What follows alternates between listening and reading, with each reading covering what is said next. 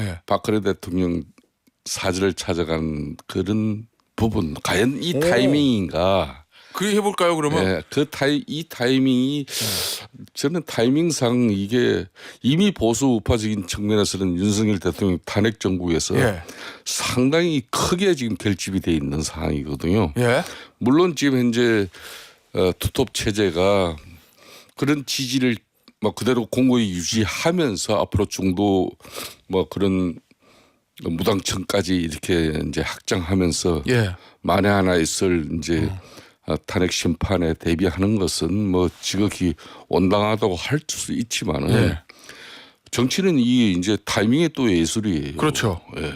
예. 그러니까 지금부터 우리 보수 우파의 그런 박근혜 대통령이나 MB 이런 예. 분들을 통해 가지고 또 결집을 시도하면서 우리들만의 방식의 대화와 우리들 방식의 어떤 그런 전국 상황을 지금 현재 판단해 보면 이건 안 되는 거거든요. 그러니까 이제 그러면 상대는 또 상대대로 결집이 되면서 그런 지금 상황은 뭐 조기 대선 어떤 전국의 그런 분위기가 이렇게 빡세게 붙어버리면 초장에 예. 일찌감치 붙어버리면 지금 현재 보수 진영 국민의힘에서 결코 유리한 그런 대선을 맞이할 예. 수가 없어요. 그러면 의원님도 사실은 박근혜 전 대통령 탄핵에 찬성하시고 주도하셨던 분들 중에 한 분이잖아요. 탄핵 주 저는 그때 최순실 국정조사 예, 청문특위 위원장을 맡았었죠. 예. 자 그런데 권성동 뭐 지금 대표는 예, 예. 뭐 보사위 위원장으로서 탄핵 소추 예. 위원장을 맡은 거고. 그러면 지금 전략적으로 조기 대선이 현실화되고 있는 확실한 건 아니지만 이 조기 대선 현실화 그림으로 읽히 쓸 수가 있고 상대한테 빌미를 주는 거예요. 이거는 정치적으로. 그래요. 예. 그럼요. 그 중도 확장이라는 측면에서도 별로 도움 안 된다고 그럼 보시는 윤석열 거죠? 대통령 측근들 뭐 이렇게 매를 통해 가지고 예. 자신은 계속 복귀한다 그러고 예. 또 어떤 경우든 뭐 윤심에 의해 가지고 예. 뭐 지금 국민의힘이 좀 좌지우지 되는 그런 분위기가 일단 좀 나오잖아요. 예. 그거하고도 안 맞죠 이거는. 그러니까 이제 선거는 지금 현재 국민의힘이 왜 이 뭐 윤석열 대통령 변호인 측에서 만일 최상목 뭐 대행이 저 마을의 헌재 재판관을 갖다가 임명을 해버리면은 틀림없이 변론갱신 절차를 통해서 예. 이 시간을 좀 보려고 하는 거 아니겠어요? 예. 이런 부분들이 지금 조기 대선으로 가면은 상황이 별로 좋을 일은 없는 거예요. 그런 측면에서 그걸 왜 국민의힘 집권당 그 투톱 체제가 박근혜 대통령은 나중에 진짜 만에 하나 조기 대선 판이 온다 하면은 예. 선거 막판에 진짜 우리 보수 우파적인 지지층을 공고히 다지면서 결집을 시키는 그런 측면에서 그때가 써야지. 더군다나 대구 경북 TK 같은 경우는 가장 큰 지지 기반인데 예. 그때도 넣지 않죠. 이게 타이밍을 왜 지금 잡냐 이거죠. 왜 그랬다고 보세요 그러면? 뭔가 뭐 두 급했나요? 사람 중에 한 사람은 뭔가 말 조기 대선이 온다 그러면은 예. 또 자기도 주자의 한 사람으로서 인식하고 두 사람 중에 한 사람이 그럴 수도 있는 거죠. 투 건수 중에 누구요 그러면? 그건 잘 모르겠어요. 아니 권성동 원내대표가 당시에 이제 박근혜 전 대통령 탄핵할 때 국회 탄핵소추위원장이었잖아요. 예. 검사 지금의 정청래 의원 역할을 한 겁니다. 그렇습니다. 사랑을 참 많이 주셨는데 마음을 아프게 해서 너무 죄송스럽다 이렇게 얘기했거든요. 이 죄송스럽다의 의미는 그렇게 이제 그냥 8년 만에 예. 아마 권성동 지금 원내대표 입장에서는 박근혜 대통령을 만나는 상황일 거예요. 예. 그런 측면에서 인간적으로 미안한 그 마음, 그 소외를 예. 뭐 그런 자리를 통해 가지고 또 예. 물론 그걸 공식적인 자리 뭐 어떤 이런 면담 자리보다는 예, 두 예. 분이 약간의 뭐 스탠딩 형식이라도 그런 자리를 통해서 그런 뭐 이야기를 했으면 좋았는데 알겠습니다. 뭐 그렇지만은 뭐 권성동 원내대표 입장에서는 그걸 공식적으로 예. 그런 방식으로 자신의 미안한 마음을 예. 토로하는 뭐 그걸 선택했으니까 예. 그건 그분의 생각이죠. 의원님 예. 지금 뭐 공식적으로는 국민의힘의 조기 대선에 조짜도 못 끝내고 뭐 전략기획 부총장 인터뷰 보면 전혀 상정하지 않고 있다. 뭐 이렇게 얘기하는데 예. 지금 보면 언론 보도 보면 뭐 예비 후보가 10명이 넘는다는 얘기도 있어요. 예. 지금 여론조사에 나오는 사람은 6, 7명 되는데 예. 실제로 준비하는 사람들까지 하면 10명도 넘는다. 근데 지금 현재 판세로 보면 불리한 건 사실이잖아요. 국민의힘의 정권 재창출이. 정확하게 불리하다고 봐야 됩니다. 예, 그죠. 근데 이 불리한 판에 10명 정도 되는 사람들이 뛰어들라는 이유는 뭐예요? 뭐라고 보세요? 한마디로 자기 장사하는 거죠. 어. 특히 내년 6월 1일 또 강력 지방선거가 있어요. 예, 있죠. 예? 그걸 앞두고 자기 자신의 정치적 체급을 올림으로써 예. 어느 한 지역에서 자신이 선택받는데 그게 도움이 된다 생각하니까 그런 분들도 계실 것이고. 그러면 지금 야당 돼도 내가 대선 이후에 당권만 잡으면 내년 공천권까지 내 거야 뭐 이런 거요? 또 당 내적에 또 당권을 또 통해서 내년 6월 1일 지방선거에 그 공천권을 갖다 획득하기 위한 그런 쉽게 말하면 작업에서 나도 대선 후보로서 이렇게 또 당내 예. 조기 대선이지만은 그렇게 후보 단일화를 위하고 뭐 어떤 과정에서 내가 역할을 했다. 예. 그렇게 해서 앞으로 이제 당 대표를 목적으로 두고 있지만은 예. 그렇게 해서 또 인지도 또 뭐 자신의 역할 강조 이런 측면에서 뛰려고 하는 선수들이 있죠. 그러다 보니까 이 10여 명의 이야기가 나오는 거예요. 지금 이 대통령이 탄핵을 앞두고 있는 그런 시점으로 비춰지는 이런 불안한 상황에서 예. 이게 뭐 10여 명이나 이게 뭐 연불보다는 제밥에 눈이 멀어가지고 이러고 있는 모습은 결코 바람직하지 않죠. 그럼 겉으로는 대통령 자제해야 됩니다. 그 사람들. 무슨 이 상황에서 자신의 정치적 체급을 높이려고 그래요. 그걸. 높일 때가 있는 거지. 예. 겉과 속이 다르다 이런 말씀이시네요. 그런 거죠. 예. 겉으로는 이제 대통령 탄핵을 막아야 됩니다 이러지만 속으로는 조기 대선 열려면 나도 한번 해볼까 이런 생각하고 있다 이런 말씀이신데 그런데 의원님 예. 이 조기 대선이 열리면 가장 큰 변수는 윤석열 대통령의 입장과 표명과 메시지다 이런 말을 하는 사람들이 있더라고요. 그런 사람들이 있는 게 아니고 예, 실제로 그럴 것 같아요. 실질적으로 그런 내용이 정말 제일 중요하죠. 예. 아니 왜냐하면 중앙일보 강찬호 논설위원이 따르면 최근 친윤 인사들이 구치소 접견했을 때 윤석열 대통령이 땡땡땡이 대통령 돼야 된다. 국민 추대 후보로 갈 것이다. 이런 말을 했다고도 하는데 실제로 대통령이 이렇게까지 하면서 경선에 개입할 수도 있다고 보세요?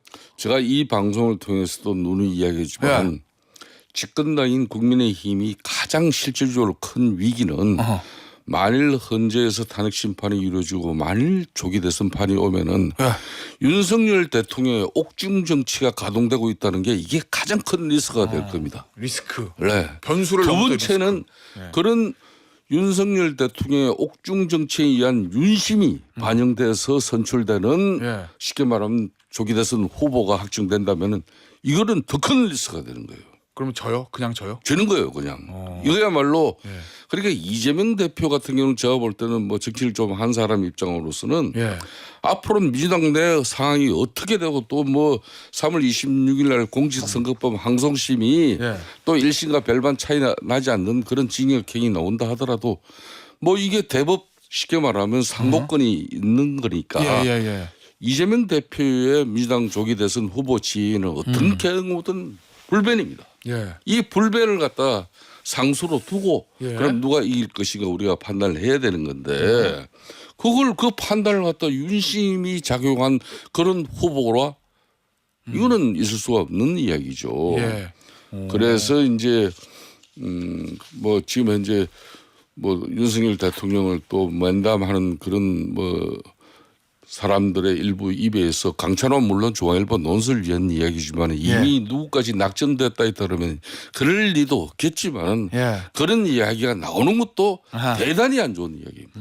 알겠습니다. 자, 우리 의원님의 앵그리의 이 강도가 좀 높아져 가고 있습니다. 이재명 대표 얘기 좀 해볼게요. 얼마 전에 페이스북에 글을 썼는데 국민의힘은 85일 안에 불난 호떡집처럼 윤석열 대통령 배신할 것. 이렇게 썼거든요. 요 이재명 민주당 대표의 발언은 어떻게 들으셨어요, 의원님? 이재명 대표 입장에서는 이 복수의 하신이에요. 이재명 대표가요? 그러니까 봐요. 그러니까 작년에도 국회에서 체포 동의안 그때 표결에 찬성표를 던진 의원들 작년 4월 총선에서 어떻게 됐습니까? 거의 전멸시켜 버렸잖아요. 그런 게 정치적으로 복수거든요. 어제 본인이 한 거는 7명이고 대부분 당원들의 뜻이었다. 어제 그렇게 얘기하긴 했어요. 그건 뭐 본인이 그렇게 주장하지만 우리는 그렇게 받아들이는 거죠. 분위기가. 그렇지만 이제 지금 국힘에서 이제 윤석열 저는 한결같은 이야기입니다. 이 불행한 사태를 맞이한 것은 누가 뭐라 그래도 5년 만에 다시 박근혜 대통령 전 이 탄핵을 당한 그런 당으로서 예. 5년 만에 이렇게 다시 정권을 되찾는 그 기회는 하늘이 준 기회 아니면 이루어질 수 없는 상황이에요. 그걸 다시 이런 불행을 맞이하는 그런 바보 같은 정치가 어디 있었습니까? 예. 그러면 지금 우리 자신들은 자성과 방성 성찰로서 그럼 지금까지 당정 관계가 잘못됐나? 안 그러면 대통령 주변에 관심 몰입이 붙어가지고 예. 윤석열 대통령이 저런 통치행위라 그러지만 극단적인 판단을 할 수밖에 없었던 그런 국정 왜 네. 정치를 어. 실종시켰는가 여기에 대한 통철한 반성을 그런 내적으로 이미 자정 노력으로 이루어져야 되는데 예. 전부 다 그냥 지금 보수 우파적인 결집이라는 것은 사실상 이재명 대표에 대한 견제예요. 예. 예? 예. 이 견제가 마치 그냥 모든 걸 정당화시키고 당위성을 확보해 주는 그런 선물은 아니는 거예요. 예. 근데 지금 뭔가 국민의힘 내적으로는 큰 오판을 한 겁니다.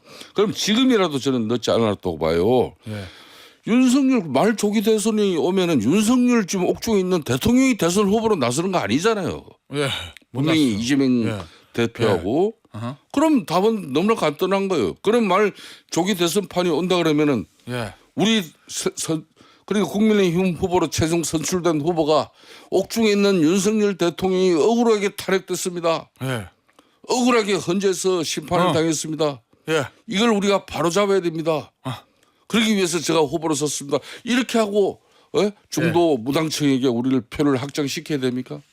그건 아니잖아요. 예. 그럼 지금 냉철한 판단을 해야 되는 거예요. 그런 측면에서 이재명 대표가 이제 불을 지르고 있는 건데 예. 일정 부분 제가 볼 때는 헌재 만일 심판이 이루어지고 나면은 예.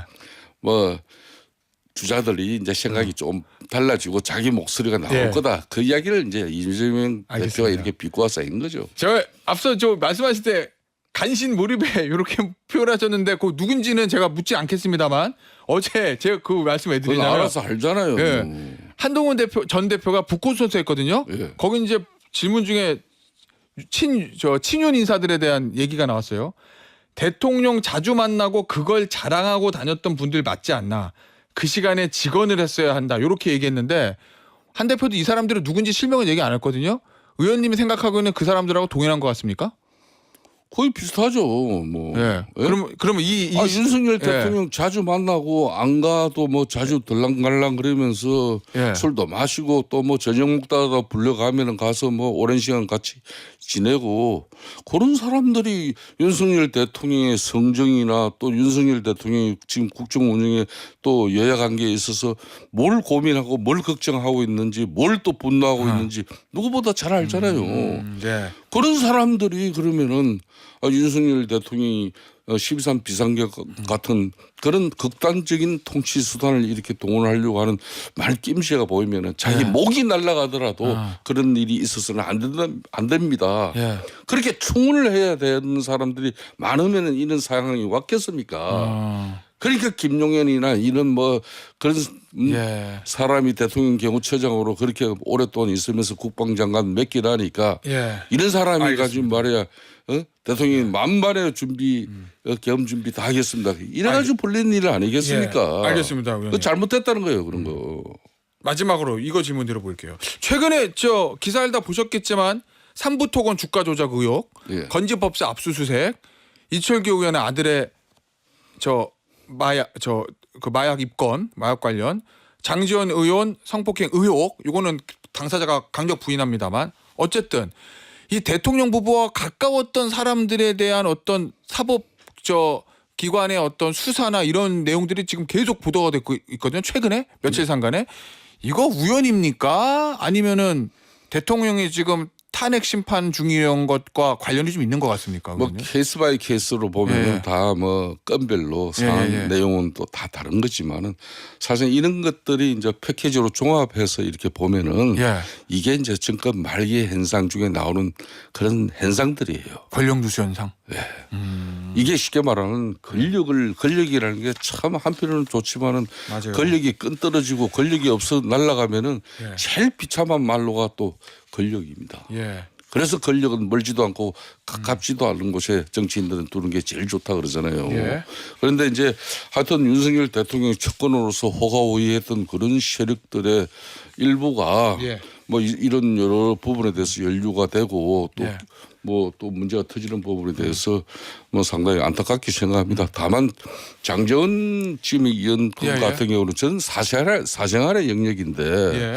어떻게 해서 9년 전, 10년 전의 내용이 저렇게 저런 식으로 또 본인은 전혀 지금 현재 뭐 학관 물증도 이렇게 나온 상황이 아닌 상황에서 저렇게 저런 이제 알겠습니다. 어려움을 당해야 되냐 그런 예. 아마 부분에 일정 뭐 동정도 있죠. 알겠습니다. 어쨌든 그건 본인이 강력 부인하니까 사실관계는 수사기관의 뭐 수사로 밝혀지겠죠. 그렇죠. 예. 그런 수사를 통해서 밝혀야죠. 여기서 저 앵그리 성태 코너는 여기서 마무리하도록 하겠습니다. 지금까지 국민의힘 김성태 전 의원이었습니다. 의원님 감사합니다. 예, 감사합니다.